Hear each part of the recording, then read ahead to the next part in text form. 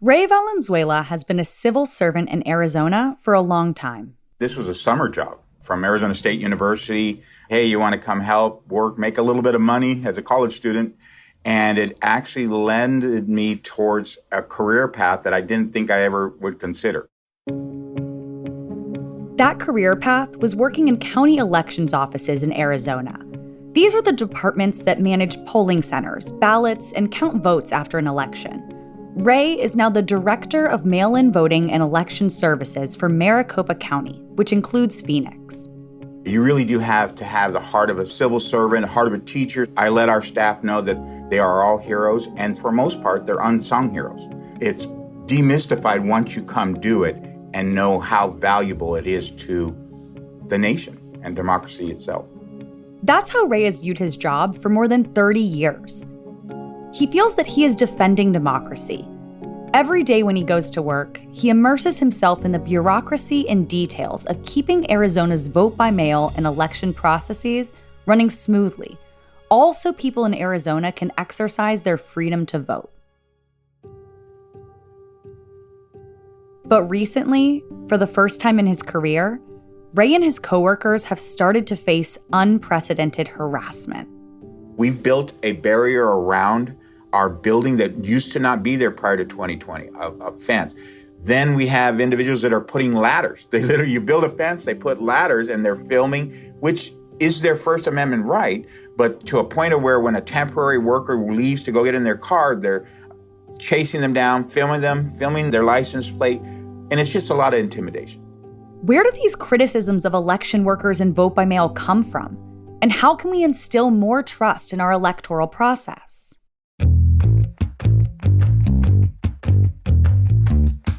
I'm Simone Leeper, and this is Democracy Decoded, a podcast where we examine our government and discuss innovative ideas that could lead to a stronger, more transparent, accountable, and inclusive democracy.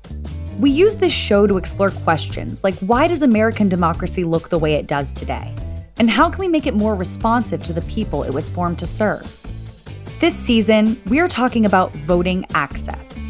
And on today's episode, we're going to focus specifically on vote by mail, or absentee voting as it's called in some states. Vote by mail has existed for 150 years, but its popularity has been rising steadily in recent years and exploded during the 2020 election. That election took place at the height of the COVID-19 pandemic, and vote by mail offered voters a secure way to vote that didn't put their health at risk. During the 2018 general election, about 27% of voters cast their ballot by mail. During the 2020 primaries, that number grew to a little over 50% of voters casting their ballot by mail. But even as millions of Americans opted for this tried and true method of voting, some politicians began attacking it. They're sending millions of ballots all over the country.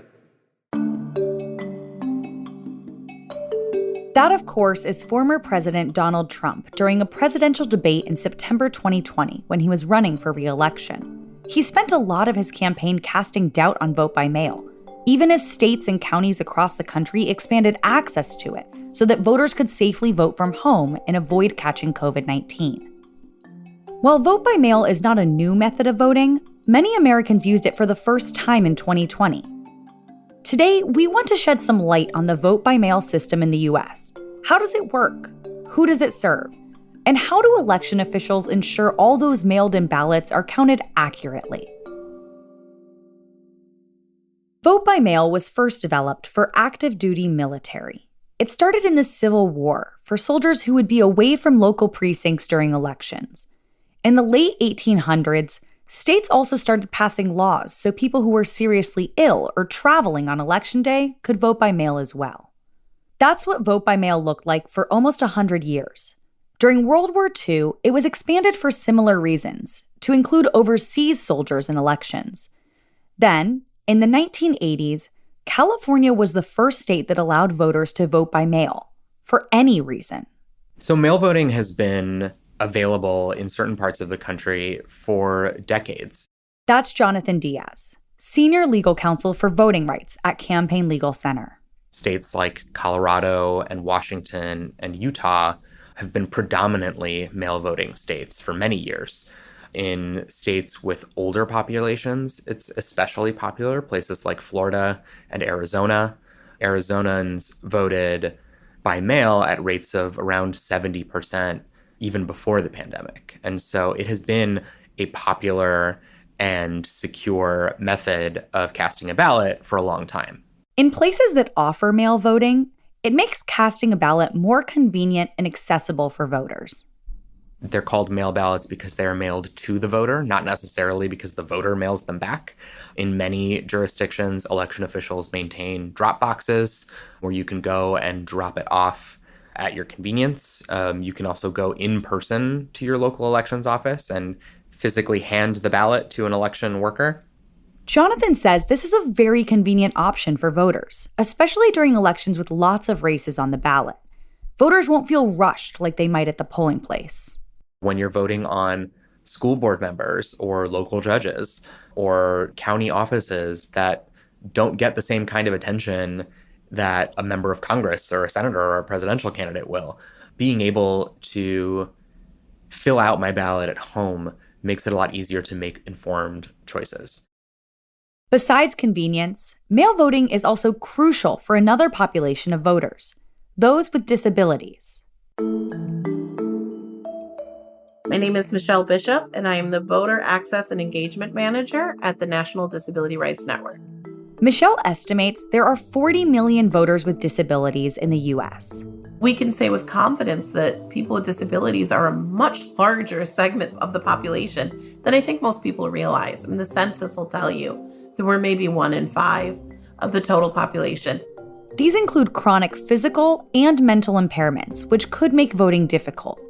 Michelle says voters with physical disabilities often face obstacles around in-person voting, since less than half of the polling places in the U.S. are physically accessible to someone with a disability.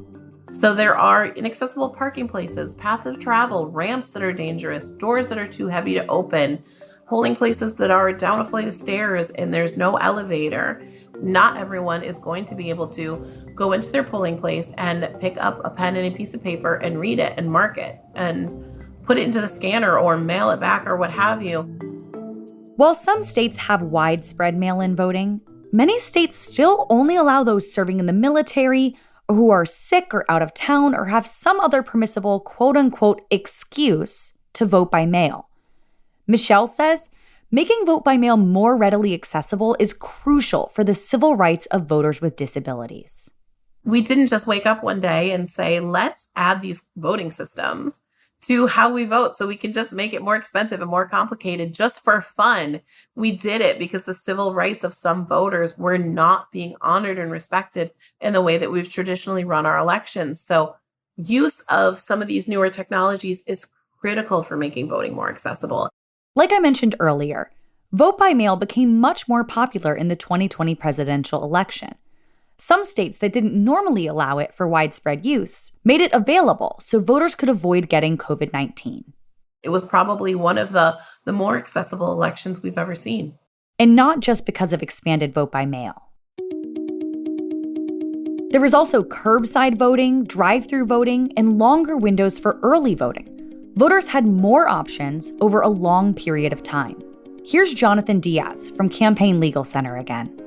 And I think people in states where those methods were not as popular before realized that having greater access to vote by mail and early voting, more opportunities, more convenient times and places to be able to vote is really great. It makes it a lot easier for people to cast ballots, especially when they have, busy lives, multiple jobs, kids, grandparents to take care of. And having more access to voting translated to record-breaking voter turnout. Meanwhile, in Georgia, voters turned out in record numbers for the first day of early voting, but some faced hours in long lines at the polls and technical issues in a state that has been plagued by barriers to voting, particularly for Black residents. That's news coverage of early voting in 2020 from WBUR's Here and Now. More people voted in the 2020 presidential election than ever before, even with the pandemic going on. However, although many states changed their laws to expand voting access for that election, it didn't always stick. The attitude around mail-in voting before the 2020 election was pretty neutral. Historically, mail voting was not a partisan issue. That completely changed in the 2020 election. So since the 2020 election, we've seen a real backlash to mail voting access. Partisan politicians in states across the country latched onto skepticism about vote by mail to pass laws that restricted access to this method of voting. In the year after the 2020 presidential election, 9 states passed new laws that limited voting access. Those include, bear with me, Montana, Wyoming, Iowa, Kansas, Arkansas, Arizona, Georgia, Florida, and Texas. During the pandemic, Texas limited the number of drop boxes that were available to 1 per county. Texas Governor Greg Abbott announced this change to Dropbox availability 1 month before the election. Texas has 254 counties, some of which are very, very small, some of which are huge. Harris County, which is where the city of Houston is, has more people in it than 25 states. So imagine a county of millions being limited to exactly 1 Dropbox. It was going to make voting harder and less safe for the people in that state. And so we brought a lawsuit challenging that limitation on the number of Dropboxes per county. And Jonathan says CLC has continued to file lawsuits challenging new anti-voter laws that restrict the freedom to vote. Since 2020, states have continued to try and limit access to vote by mail. One of the ways that they've done so is by passing laws that restrict the ability of civic organizations and community groups to distribute absentee ballot applications. One state that has passed new voting laws is Georgia. In 2021, the state legislature passed a large elections bill called SB 202. It covered lots of different aspects of the voting and elections process, including limitations on handing out food and water to voters waiting in line at polling places, changes to the way that the legislature can exercise control over both state and local boards of elections, and limitations on the distribution of absentee ballot applications by non-government entities. The bill also sets up a bit of bureaucracy that has the potential to confuse voters. Non-government or nonprofit groups often hand out mail-in ballot applications in an attempt to get out the vote. The bill says these groups need to include a disclaimer on these applications that they are not official government forms, even though the ballot application is the exact ballot application the state issues. These restrictions make sending absentee ballot applications to eligible voters significantly less effective. It makes voters less likely to use them. And it really kind of hamstrings the work of civic engagement organizations who sent millions of these applications to Georgia voters in 2020. That's why CLC sued Georgia's Secretary of State to challenge the law and fight for civic engagement groups' ability to communicate with and assist voters who want to vote by mail. Jonathan says fighting these changes to election law is important because many voters rely on non-government groups to understand the process. So for a lot of voters prior to the pandemic, they had never voted by mail before. These civic engagement organizations provide a really critical function and play a really important role in our democracy by making it easier for voters who may lack information or lack the time to figure these things out, by making it really easy for them to request an absentee ballot, by making sure that they know that voting by mail is an option that's available to them, and by making it as easy for them as possible. For voters who maybe don't have reliable internet access or lack access to a printer, they can't just go online to the Secretary of State's website and download the form and print it out. So voting by mail and other forms of voting outside of a polling place on Election Day are crucial and allow more people to vote. Now let's review why that option is safe and secure. That brings us back to the office of Ray Valenzuela in Maricopa County. Vote by mail has been extremely popular in Arizona for years. 91% of the votes cast in Arizona in the 2020 presidential election were vote by mail ballots. There are several checks and balances in place to ensure the safe, secure, and transparent process that mail balloting in Arizona is. First and foremost, only verified voters can get a ballot. He and his staff go through a lot of steps to verify each voter. You have to be a vetted, verified voter, which means you work your way back through voter registration process, and you had to have submitted a registration, proven citizenship. We vet that through several agencies, through our statewide database, through MBD, INS, vital statistics, see that you are still alive. All those things before we book you to the registration rolls. And then we even do one more thing, which a lot of people think we're being altruistic and sending you a voter ID card saying, congratulations, you made it to roll. That's also testing your address. Ray says voters can follow along in the process as well, which would make it very hard for someone to vote more than once. Just to get you a ballot, I have to send it to you, verified, and you have to place it in this envelope that has that unique piece ID that is tracked by both us and, to add to the process transparency, tracked by the voter. We have a very robust, what we call ballot status subscription service in Maricopa, where a voter could text to join this service, and it's going to tell them when the ballot's scheduled, when it's mailed, but more importantly, confidently for them, when it's received by us. There are also strict rules around the ballot drop boxes in Arizona. The fact is, you can't drop a loose ballot in that drop box. It must come sealed within that affidavit envelope with a signature that matches. In some states, including Arizona, voting looks different these days. Access to vote by mail or drop boxes are restricted. The windows of time to vote early or send in a ballot are shorter. And that's confusing for voters, who during the 2020 presidential election got a taste of what expanded voting could be like. But Jonathan Diaz from Campaign Legal Center says it's not all bad news. Although some states have restricted access and in a sort of backlash after the pandemic, others have made changes permanent to expand access to vote by mail because they recognized that their citizens really like it. It increases turnout, and ultimately that makes our democracy more representative because it allows more people to participate in the process. While Jonathan and other lawyers at CLC continue to fight for access to vote by mail and other options that voters find convenient, he recognizes the focus shouldn't solely be on these methods.